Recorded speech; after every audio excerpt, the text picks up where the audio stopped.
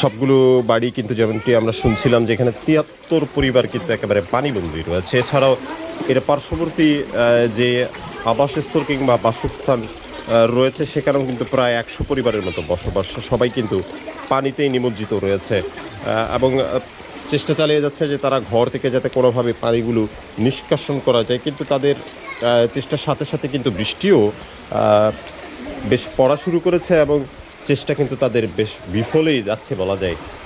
আরেকটি বসত বাড়িতে ঠিক যেমনটি দেখছেন যে ফ্রিজ মূলত একেবারে সমতল থেকে কিংবা ঘরের যে মেঝে রয়েছে তার থেকে কিন্তু উপরে বা খাটের উপরে কিন্তু ফ্রিজের অবস্থান, সেটি অবশ্যই পানি থেকে বাঁচার জন্য, ফ্রিজটাকে বাঁচানোর জন্যই কিন্তু এ ধরনের অবস্থা যেমনটি দেখছি সব কিছু ভেসে রয়েছে। এখানে বলা যায় একেবারে দৃশ্যটি বন্যা প্লাবিত এলাকার মতোই এখানে।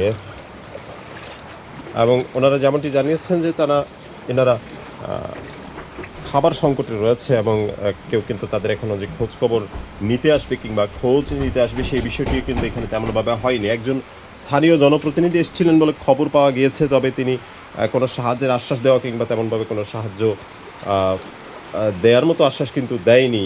এছাড়াও সিটি কর্পোরেশন কিংবা বিভিন্ন দপ্তরের পক্ষ থেকে কিন্তু কোনো লোকজন আমরা এখানে লম্বা সময় দেখতে পাইনি। আপনি একটু বলবেন আপনার এখানে পানি কখন উঠছে বা কি? আমাদের এখানে পানি কালকে থেকে উঠছে, পরশুদিনও ছিল, কিন্তু পরশুদিন গিরা সমান ছিল, কালকে থেকে হাঁটু সমান পানি এখনো পর্যন্ত। কি কি সমস্যা এখন পড়তেছে দেখি? এই যে আমরা এখানে রান্না করতে পারতেছি না, রান্নার খুব অসুবিধা, খাইতে পারতেছি না। যেমন আমাদের সেভিংস করা টাকা ছিল ওই টাকাও ভিজে গেছে, যার জন্য মানে কিছু যে কিনে খাবো ওই অবস্থা তো এখন নেই। সরকার থেকে কিছু আশা করেন?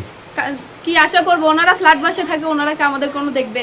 আসছে কালকে একজন আসছে, তাও যখন পানি কমে গেছে আসছে একটুখানি, এসে যখন এখানে দেখছে পানি গিরা সমান পানি, শুধু একটুখানি দেখে চলে গেছে শেষ। আমাদেরকে জিজ্ঞেস করে না যে আমাদের কি অবস্থা বা কখন থেকে অবস্থা, এগুলো কিছুই জিজ্ঞেস করেনি। উনি এসে ওনার মতো দেখে চলে গেছে। কি অবস্থা এখন? গত পরশু থেকে। আচ্ছা, গত পরশু থেকে কি? গত পরশু থেকে পানি ছিল, কালকে সকালে পানি ঢুকে গেছে, এরকম হয়ে গেছে। কি কি অসুবিধা হচ্ছে আপনাদের এখন? চলো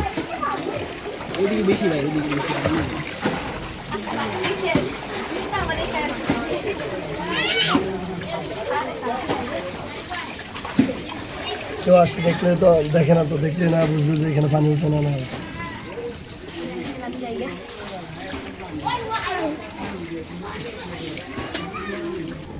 দর্শক, যেমনটি দেখানোর চেষ্টা করছি, এখানে কিন্তু একটা রান্নাঘরের অবস্থা দেখছেন, যেখানে ভাসমান স্যান্ডেল সহ সব কিছুই মূলত এখানে তাদের যে গোসলখানা রয়েছে কিংবা বাকি যেসব টয়লেট কিংবা ওয়াশরুম রয়েছে সবগুলি কিন্তু পানিতে তলিয়ে আছে একেবারেই। একদম যেমনটি দেখছেন যেখানে চুলা জ্বলার কোনো উপায় নেই কিংবা খাবার দাবার রান্না করার কোনো উপায় নেই। তাদের বাসস্থানেরও কিন্তু অবস্থা ঠিক ভালো না। যেমনটি দেখছেন যে খাটে কোনোভাবেই কিন্তু পানি থেকে বাঁচার জন্য এই ব্যবস্থা, এবং প্রত্যেকটি ঘরবাড়ি এই এলাকার মূলত আমরা দেখেছি প্রায় বেশ কিছু ঘরবাড়ি বসতবাড়ি কিন্তু এখানে তলিয়ে রয়েছে। এখানে আপনাদের এই এলাকায় কত মানুষ মনে হয় এখন পানিবন্দী, কত পরিবার? ৭৩ পরিবার। আচ্ছা আচ্ছা, এমনিতে আপনাদের কেউ খোঁজখবর নিতে আসা বা কোনো কিছু সাহায্য এরকম কেউ কিছু? না, কেউ আসেও নাই, কেউ খোঁজখবর নেই। কালকে এমনি কমিশনার আসে দেখে গেছিল রাত্রে, এতটা বিশেষ। কি মনে হয় পানি কখন নামতে পারে, আপনার ধারণা আছে কোনো? সেরকম আল্লাহ জানে একমাত্র।